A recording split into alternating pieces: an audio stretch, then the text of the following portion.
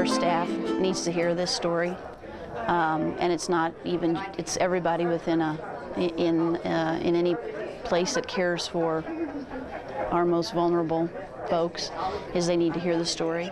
You know, quality in healthcare is, I think, one of the most important thing. And I speak from experience as a customer. And so I'll tell you about that. But before I do, I need to introduce you to my wife. And this is a picture of us in 1968 at a party. Now, that's me in the blue vest with the hair.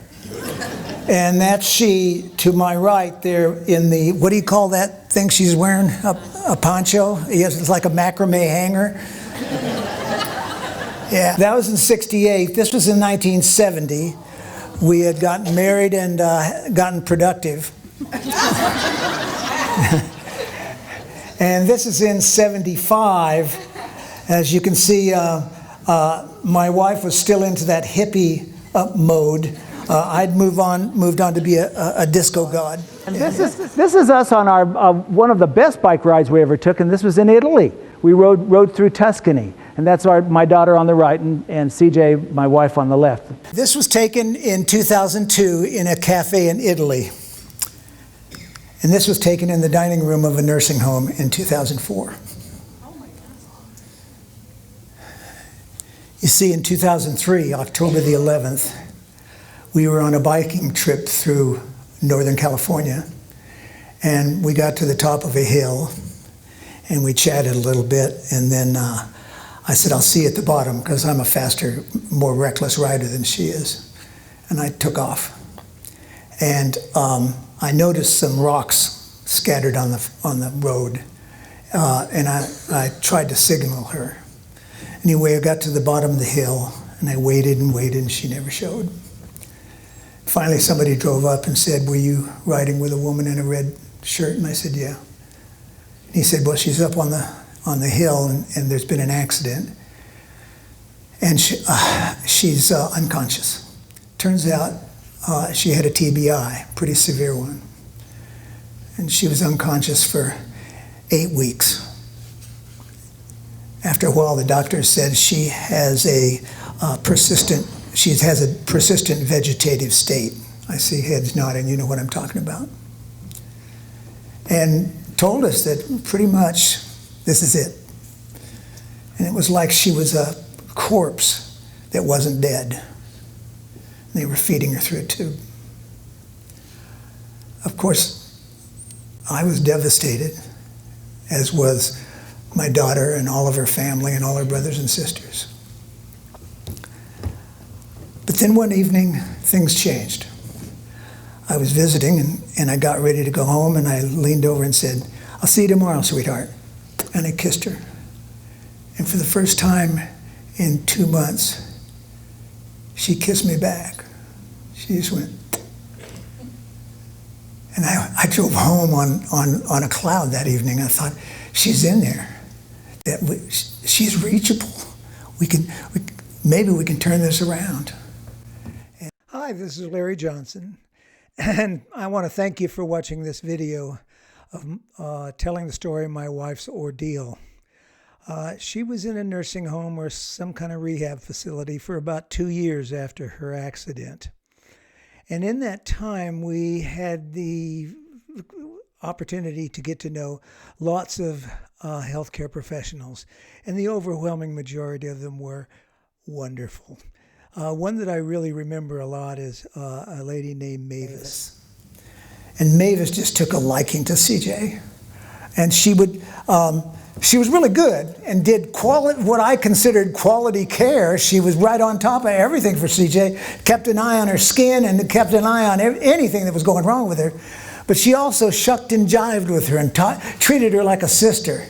And she would gossip with her about things going on in the nursing home. Things I'm sure the nursing home administrator wouldn't want.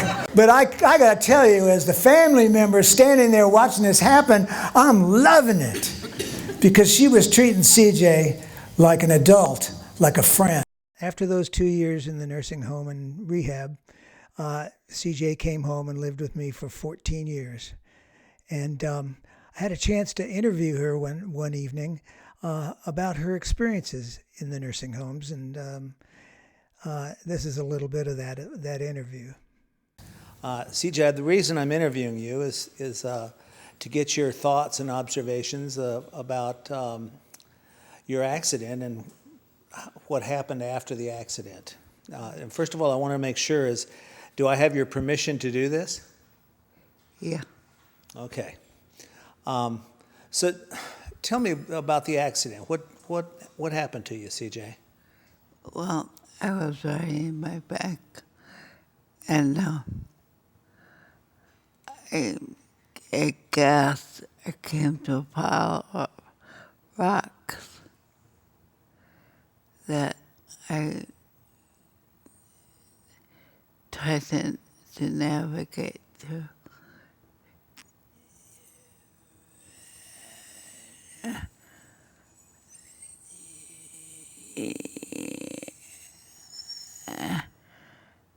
And the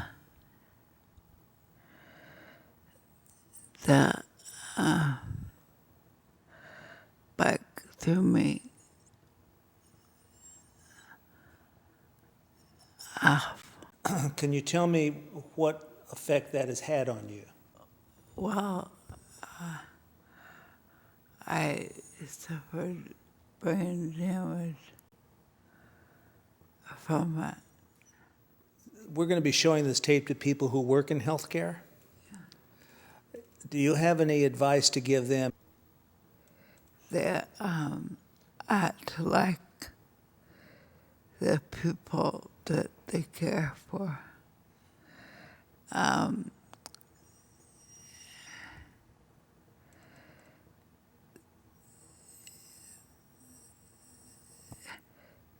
It makes a big difference.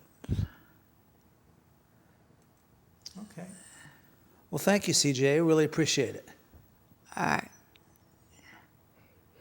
You're welcome.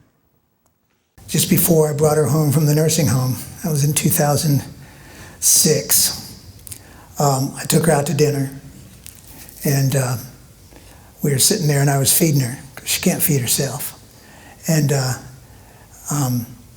a lady came up and tapped me on the shoulder, and she said, "Excuse me," and I said, "Yeah," and she says, "Have you discovered the joy?" And I said, "I beg your pardon?" And she said, "You know, the joy." And I said, "No, what do you mean?" And she said, "The joy of taking care of somebody that you love."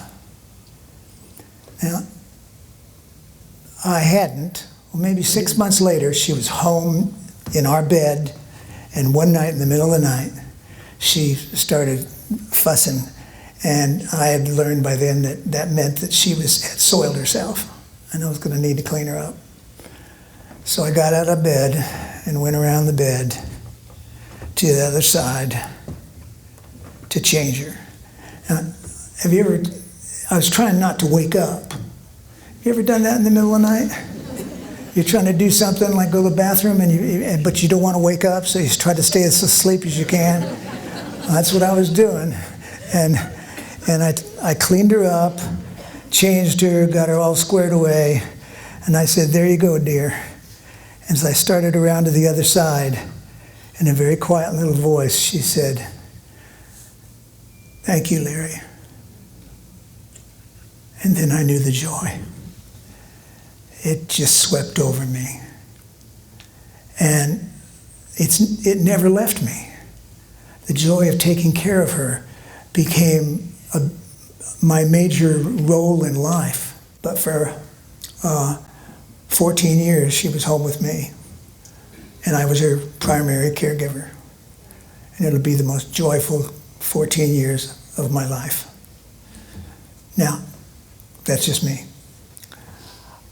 I got to say to all of you, I hope that you find what you do as joyful, that you make a huge difference in people's lives, just like Mavis did, and just like that sister who found us the house. you make a big difference, and I hope you find it joyful, because it can be so satisfying. I know it was for me. Thank you.